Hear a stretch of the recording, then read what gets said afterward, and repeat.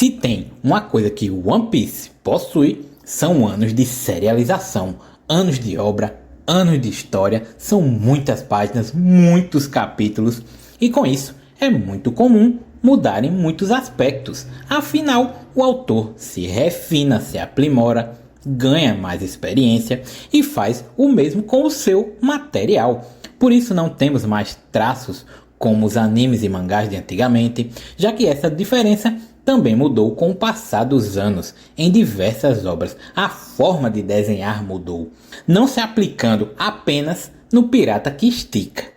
Fala galera, bem-vindo ao canal do Pug Safadão. No vídeo de hoje eu vou falar sobre 5 diferenças na obra One Piece antes e depois do time skip. Vamos começar falando do traço, da mudança que foi de linhas mais finas, corpos mais magros, cabeção, olhão, para um traço mais suave, mais bem feito, mais bem acabado, o que indica a evolução do Oda com o passar dos anos. Inclusive, dentro do pré-time skip, houveram muitas diferenças nos personagens entre os arcos, e somente no pós-time skip o traço foi ficando mais consistente, passando de um arco para o outro, sem que notássemos muitas mudanças, o que mostra que o autor meio que estabeleceu o seu traço e quer manter assim. Ele encontrou o seu perfil. Eu gosto bastante do traço mais antigo, permitia os personagens expressarem melhor seus sentimentos e eu acho que passava mais emoção nos golpes e também nas cenas, mas não odeio o novo traço. Não ficou ruim, não destrói a obra e quem gosta desse novo traço não tem problema, mas eu prefiro o antigo.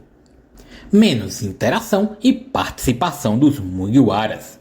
Isso com certeza é um grande ponto a ser debatido, pois devido ao aumento no número de tripulantes do bando do Luffy, o Oda passou a ter mais dificuldades nas interações dos membros e fora isso, a participação é limitada nos arcos, já que além dos 9 personagens tirando o Luffy, tem os que são apresentados nos arcos e precisam dividir esse desenvolvimento com os Nakamas do Prota. Uma solução que vemos com frequência desde o time skip é a divisão dos tripulantes nas cenas, no enredo, na história, nas páginas, para facilitar a manipulação deles pelo mestre Oda. Porém, mesmo assim, ainda fica faltando destaques e geralmente o trio Luffy, Sanji e Zoro são os que têm mais foco, incomodando quem gosta de outros membros e querem ver eles em ação, por mais que seja pouca cena, mas que eles apareçam.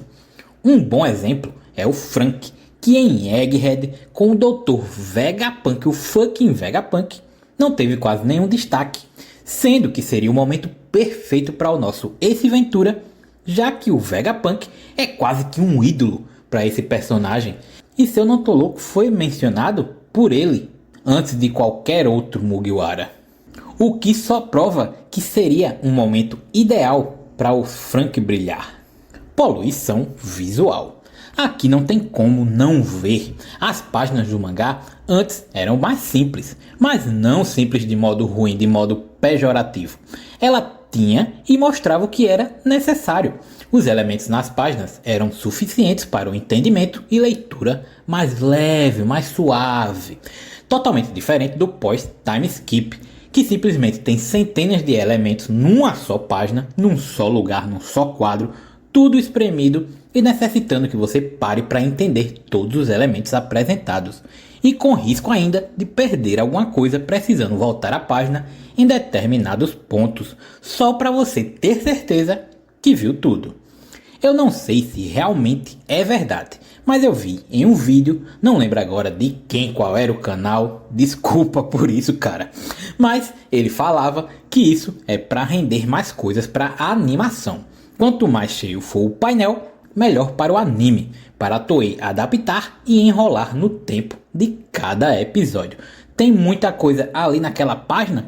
Perfeito, você acertou em cheio, Oda. Se vocês sabem que isso que eu falei é verdade, deixem aí nos comentários. Se você está gostando desse vídeo, não se esqueça de deixar o seu like e também sua inscrição para dar aquela força. Não custa nada, é de grátis, it's free. Mudança de personalidade. Esse é um ponto que alguns dos Mugiwaras passaram, principalmente quando pegamos o Zoro, que na minha opinião deixou de ser aquele cara mais risonho, mais alegre e ficou completamente de cara fechada. E olhe que antes do time skip, o espadachim também costumava ser um personagem mais sério. Porém, não era o tempo todo que víamos ele com aquela cara fechada. Parece até que o Zoro adquiriu a personalidade do Mihawk durante os seus 2 anos de treinamento. Temos também alguns hábitos que foram perdidos, como o Sanji, que apesar de mulherengo, ele era bastante galanteador. Agora, ele praticamente só virou um louco por mulheres e não consegue se controlar. Eu sei que deu uma melhorada com o passar dos arcos, mas ele ainda não voltou a ser aquele Sanji que a gente sempre conheceu, ficando até um pouco chato de ler ou assistir em alguns momentos. O Brook teve uma das coisas mais legais jogadas fora, que era os ângulos de 90 graus que ele fazia. Eu sinto falta, é algo besta, mas era uma espécie de marca registrada do músico. São realmente muitas mudanças e que se foi um personagem que você gostava, que você tinha apreço, você vai sentir essa diferença ainda mais. Menos foco em lutas. Uma coisa bastante notável é que agora o Oda não tem mais focado em lutas. Quando tem os embates importantes, são pequenos quadros, muita poluição e poucas páginas, fazendo com que a gente precise parar para ler e entender melhor o que está acontecendo. Que, como falei anteriormente, faz parte de uma leitura menos suave, onde você sai de um quadro para o outro de forma natural, sem precisar revisar o que estava ocorrendo na página. Muita gente pode falar: mas One Piece não é sobre lutas, é sobre a história. Sim, o foco é a história. Porém, a obra é um shonen. É necessário ter luta e de preferência bem feita e com muito destaque, pois é um dos momentos mais aguardados pelos leitores e espectadores, por mais que tenham outros pontos importantes e que chamem a atenção dessas pessoas. O que me fez trazer esse ponto para esse vídeo foi que eu estava relendo a obra e notei que tinham muitas páginas de luta quando acontecia antes do time skip, cara. Era muito legal. Você chegava a ver até quase um capítulo todo só com aquele embate. Era muito da hora. E agora são bem poucas páginas com muita coisa acontecendo ao mesmo tempo. É tudo bem espremido. Galera, vocês também sentiram essas diferenças entre o One Piece antes do time skip e o One Piece depois do time skip? Contem aí nos comentários. E não esqueçam que criticar a obra não quer dizer que você não gosta mais da obra, que a obra é ruim.